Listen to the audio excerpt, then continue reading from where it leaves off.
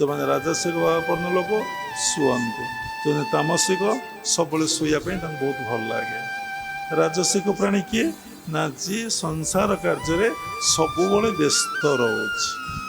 କେମିତି ପାଠ ପଢ଼ିବି, କେମିତି ଚାକିରି କରିବି, କେମିତି ଜାଗା କିଣିବି, କେମିତି କୋଠା କରିବି, କେମିତି ବାହା ହେବି, କେମିତି ପିଲା ଛୁଆଙ୍କୁ ନେଇ ପାଠ ପଢ଼େଇବି, ପିଲାମାନେ ପୁଣି କେମିତି ଚାକିରି କରିବେ, ଚାକିରି କଲେ ପୁଣି କେମିତି ତାଙ୍କର ବିବାହଘର ହେବ, ବିବାହଘର ପରେ ପୁଣି ତାଙ୍କର ପିଲା ଛୁଆ ହେବେ, ପୁଣି ପିଲା ଛୁଆଙ୍କର ଯତ୍ନ ନେବି।